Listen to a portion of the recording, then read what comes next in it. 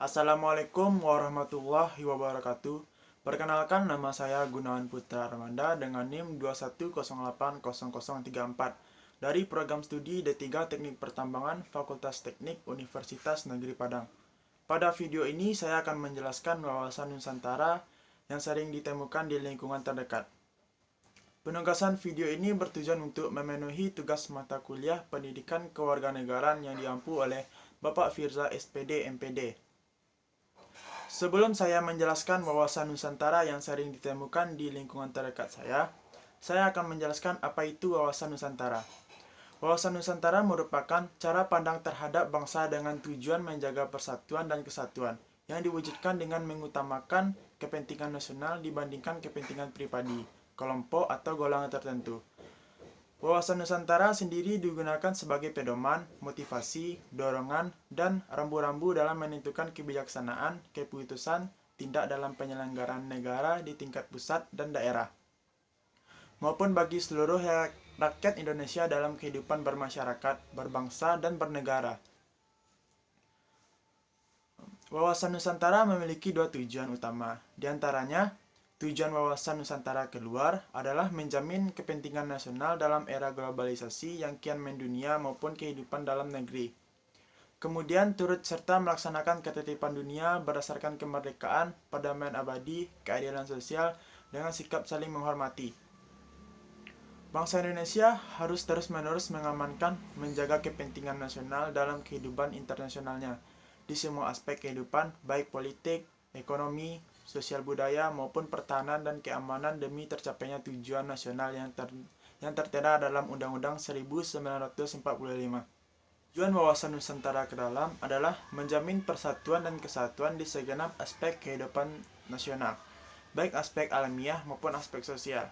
Bangsa Indonesia harus meningkatkan kepekaan dan berupaya mencegah faktor-faktor penyebab timbulnya desintegrasi bangsa sedini mungkin. Juga terus mengupayakan terjaganya persatuan dan kesatuan dalam kebinekaan.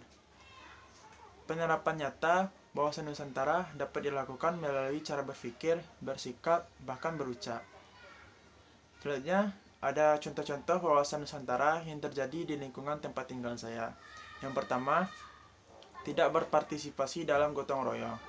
Gotong royong merupakan karakter yang melekat pada setiap diri masyarakat Indonesia. Yang sejak dahulu sebelum masa kemerdekaan telah dipupuk oleh para pahlawan kita. Dari mereka lah kita belajar bahwa kita memiliki tujuan yang sama, haruslah berusaha dan bekerja sama. Agar apa yang dicita-citakan kita dapat berwujud dengan gotong royong, masalah dapat lebih cepat terselesaikan dan cepat untuk diwujudkan. Namun, masih ada beberapa orang di lingkungan kita yang tidak ikut berpartisipasi dalam kegiatan gotong royong tersebut. Hal ini dikarenakan timbulnya sifat individualisme. Sifat individualisme muncul karena masyarakat Indonesia semakin tidak memfilter hal-hal yang masuk ke Indonesia. Seperti masuknya budaya kebarat-baratan yang membuat masyarakat Indonesia merubah pola pikir, bahkan perilaku sehari-hari mereka. Yang kedua yaitu tidak mau bersosialisasi dengan tetangga sekitar.